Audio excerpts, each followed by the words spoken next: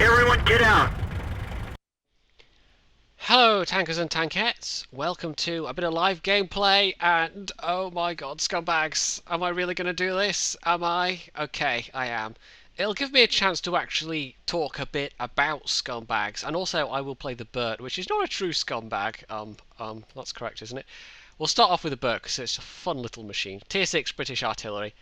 It's a light tank chassis with a very short-ranged howitzer, and actually, I wish more artillery were like the Burt, because the Burt is relatively fast firing, relatively accurate for an artillery, but it doesn't do that much damage. It's good at tracking tanks though, so you can actually contribute quite a lot to a match by tracking enemy tanks. And it's a far cry from some of the high tier artillery where it's just like bam, one shot kill if you hit somebody, or you're miles off and you do no good to the team at all. I'd rather see much more artillery in the game that's like this. You'll also notice I've got pudding and tea. Yeah, I'm basically running this as my pimp tank at the moment. If there was gold rounds, I'd probably even load gold rounds, but there's no such thing as gold rounds on the Burt, so you just have to make do with the regular HE. You can see there, yeah, like I said, it's got a pretty terrible view range, but look how fast this is. It's Burt. I mean, obviously the pudding and tea helps a bit. This is 127% crew for the most part, but even without that, it's still pretty nimble. Now, I'm going to support this flank for now, but I may well need to relocate at short notice to get over to support the cap. So this is a tier 7 battle, and that's not bad considering that you can see tier 8s in this thing. Now look at the firing arc. A lot of artillery wouldn't be able to hit that KV1S, except he moved just at the wrong time. So unsporting. The reason that I have largely, well, I say mixed feelings about artillery. The reason I don't like artillery, especially, and that a lot of people don't, are that a lot of them, it's the really high alpha nature of the guns. It's the fact that you can do a lot of damage against somebody that can't defend themselves against that. There's no recourse against an artillery that can just hit you over, well, not hit you over and over, but hit you for a lot of damage very quickly. So there we go. I did really little damage there, but I took out enemy heavy, so that was relatively high priority target. See if we can get the NAS horn. I feel, even playing the Burt, I feel a bit bad. I've had people, you know, the rate of fire in of itself, it's like you'll sometimes get people will go, please stop hitting me, and you can just imagine the desperation in their voice because you just keep perma-tracking them, and that's mean in its own way, but I think it's still more frustrating to just get totally one-shotted and have absolutely no recourse. I might have to go for the cap very, very soon. Get in a bit of damage against this flank. This is not a very high damaging gun. Yes, that's 2 kills, but it's not that many. Not that much damage in terms of hit points. It's a slow-firing shell, but it's relatively fast-firing and relatively accurate, so it's got that going for it at least. Right, we really need to clear up this flank. The Crusader, the one that comes after it, and I think I will play the Crusader afterwards. It's got. You can either have this gun or you get a 5.5-inch gun. That's not very nice. It's, in comparison, it's quite hard to do much in most battles. If you're top tier, it can be okay, but the lack of gun arc in comparison. Anyway, now is the time to go and support the cap, and that's a thing you can do in the Burt, and that's the thing I like about the Burt, is you actually have to think about which bit of the map you're going to support. So you have to employ some brain power. You can't just sit at the back of the map and just shell for you and a shell for you. You have to pay attention to what's going on. And I think a lot of artillery players, I'm probably grossly mischaracterizing here, but it feels like a lot of artillery players will go after the easy kills. Now, yes, okay, I'm aiming out at this low health Cromwell, but I was aimed there already, and this shell's so amazing, went in his tracks, couldn't kill him. Right, let's try and get this KV1, who's tier lower than me, but still relatively high health. No, he kept moving forward. Looks like there's an IS in cap, so let's try and get that guy. I think we've won this one at this point. KV1S actually might be the higher priority right now. So this is, if you're not an artillery player and you have philosophical objections to the massively high, you know, the potential for just one-shotting people, then without, you know, them being able to defend themselves in any way against that, this may be the artillery for you, because you can also... There are... I've not really had a chance to do it in this battle, but there are usually opportunities to go TD mode at least a couple of times. In fact, having said that, you know, there's still a Churchill 1, there's still a T50 that's left alive. The IS is left alive. It'd be a bit stupid to go against the IS though when you've got so much health, but I've managed to derp low health Type 59s and that sort of thing, which is quite kind of, you know, it's quite amusing. Often it doesn't work, but it's like an ELC with a really inaccurate gun. I think that's not a bad way to describe this, a derp ELC. 2 health! Yep, this arty's so overpowered. But actually, the rate of fire, the number of shells you carry, you can do a fair bit of damage in some matchups. It's a matter of just persistence, really. I'm just about going to have to turn... Oh, he's tracked, which is good for me. I should probably... Wow, 18 damage. I'm really racking it up here, you guys. I can safely fire without hitting friendlies as well, just because the aiming reticle is so small on this. And I still managed to miss. Yeah, if I was going to go mano a mano with this IS, I think I missed my opportunity. No one saw that. Wow, I'm such a scumbag. Let's just apologise. He moved in a direction that I wasn't expecting him to do that. Anyway, I will pay for that and credits wise. Let's see, what did that cost me exactly? See, not bad, 1200 damage. I actually did contribute something to the team there, I feel, but 170 team damage. That was a bit bad. That was a bit bad, you guys. Fine, not that heavy though, all things considered. For 170 points of damage, I would have thought that would be more of a fine. But that's the thing with this arty, if you hit someone, you know, accidentally, for friendly damage, then, yeah, no doubt everyone in the chat's going to be shouting at me for that, but, yeah, wow, I am such a scumbag. Right, we'll try the one after now. I've actually already had my daily in this, which was actually an okay daily in this thing. It usually doesn't turn out that way, though. You can make a big difference in a match with the FV, but not so much the Crusader. The Crusader gun on this thing looks so... It's so tiny, it's ridiculous. Yes, this is the Princess. It's somewhat ironically named. There are actually...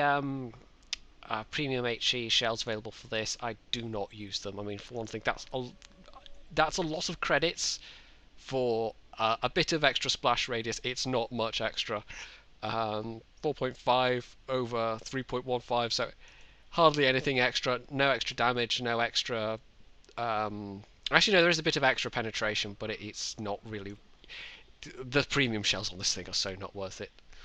The unique feature of this, as was noted when the British Arty line came out, is that it's the Crusader chassis, but the gun is mounted backwards, so this thing effectively drives faster backwards than it does forwards, which you'll get to see as soon as the battle counter is over.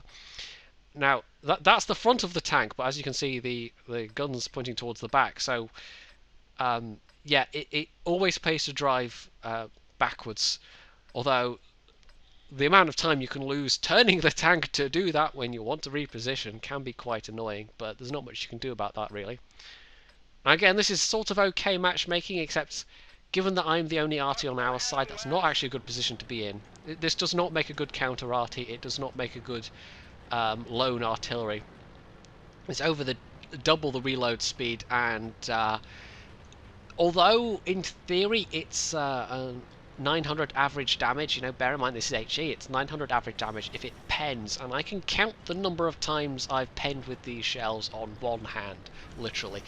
So it's more a case of, if you're lucky, you'll do 400 damage with one of these shells, and that isn't very often. It's normally 350-ish. That's if you can hit them at all. Now, I've placed myself here, but actually that building there might be enough to get in my way for some angles. This has got a much longer reload time. It's just generally it actually feels like a downgrade to the Birch. It does have a much better firing arc, it does have a much better range, and that's about it. It's also got a faster shell speed, so not quite well aimed enough. Well, I say not quite well aimed enough. Even if I'd been leading enough, it still would have missed. So let's see if we can just hit the rear of that guy. That's quite a high priority target, all things considered. Not quite sure what the T-20 is doing. Chances are this will miss, because it's... I don't know, the Birch is like a faster bishop, and the bishop was actually okay. This, just because it's not very accurate in comparison, and because it does have relatively little splash radius, it's quite hard to make a difference in some matches. And just listen to me complaining about artillery. Yeah, it's I would prefer a lot more artillery guns like the Birch, but with maybe marginally better range. I don't know. I think that would make people's frustration with artillery a bit less generally. So there's a Tiger 2 we know the position of. I'm going to reposition on him. Now again, the Crusader SP, at least, it's not an artillery.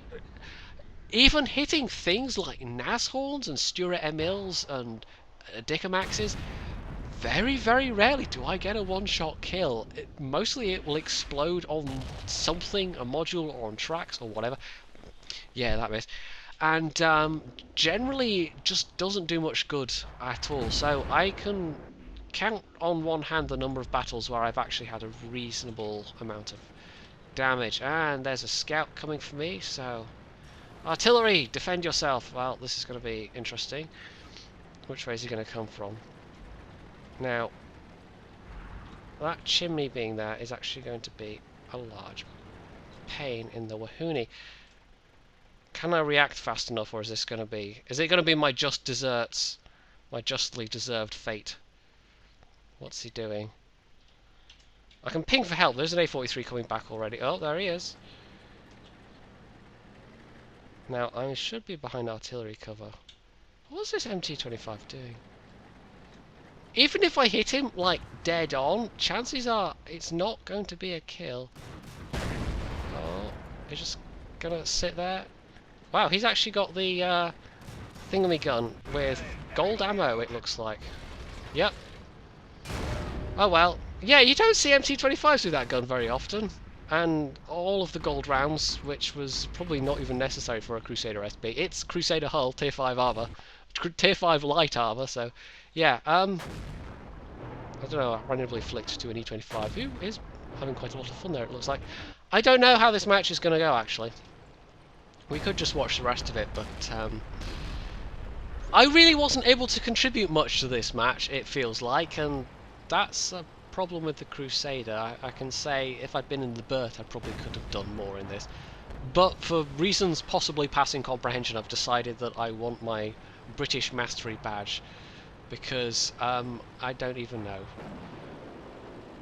Anyway, it's the one I've decided I wanted, and I'm pretty far down all the other lines, so it does mean I have to grind the artillery, which is kind of a downside.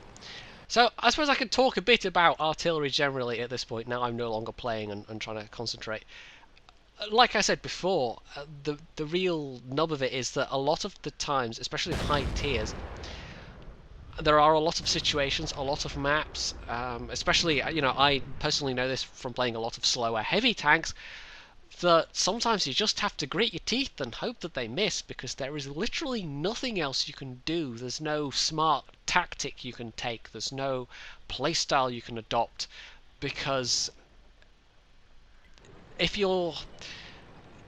There are some maps where there's enough cover, that's fine, you can actually then use cover intelligently, but there are maps more like this, for instance, that there's only cover in really one area of the map against artillery, and then it depends which direction you're attacking from. So sometimes you just have to like cross your fingers and pray to RNGesus that enemy artillery will miss you. And it's the... I don't know, there's just... we have won this, I think, by the way. I've done bugger all damage, but we have won. Yeah, it can just feel like...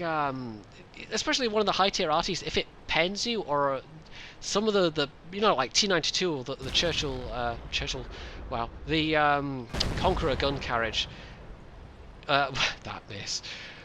It can really feel just so arbitrary. Like you can just get one-shotted in a tier 9, sometimes even a tier 10 tank, and there's just nothing you can do about it. It's just it leaves a sour taste in the mouth because it takes all the skill element out of it, and it just makes it frustrating, those battles. Some battles you see, even now, even after all the artillery nerfs, you'll still occasionally get battles where there's 3, 4, 5 artillery per side, and especially if you're high tier, it's just painful. There's no fun to be had whatsoever. So there we go. That was a totally terrible result in comparison. The Crusader SP, I've had games where I just like 3 or 4 matches in a row, just trying to get the daily, so I can get that bit closer to the next one up, the FV whatever it is, the FV304, and I just give up and put the Birch Gun on, because at least it's fast firing. Even if it doesn't do that much damage, at least it's fast firing. So yeah, that's the Crusader SP. That's the grind I've decided to subject myself to, and it is an artillery that is its own punishment. Let me put it that way. So yeah, I can't really feel too much pity for myself playing this thing, because it's not like anyone forced myself to. And even those times when I do play it and I have okay matches, I still feel like, yeah, what am I doing? I'm playing artillery, but there's no other way to get that mastery badge for the UK, unfortunately. So that's my justification, however tenuous it might seem. But the British tanks, I like the British tanks. I want that mastery. And if I started on another tech tree, like say the French, where I've played, you can see there I've played a lot of the French lines up quite high, although I'm lagging behind on the lights. I'd have to basically start from scratch with the artillery, and the Batchat 155 is one of the more annoying ones. So yeah, it's not like it would be any better than the Conqueror GC, or going down the American line where I got up to tier 6, and then the tier 5, the M41, that's where I originally decided. I got that far and I had some quite good games in it, and then I thought, actually no, this feels really unfair against other people. What am I doing here? But I don't know.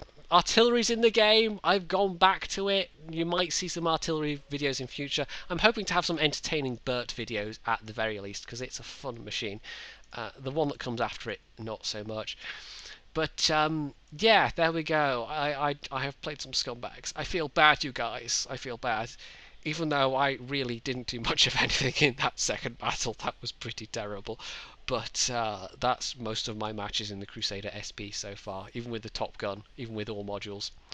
Anyway, if you liked this video, though God knows why, you can hit the like button. Or, no, in fact, maybe you should hit the dislike button, because I've been paying scumbags. I feel so bad, you guys. I feel so bad. You can leave a comment below telling me what a massive, massive scumbag I am. You can subscribe to my channel, or unsubscribe, as the case may be. And of course, as always, stay tuned for more.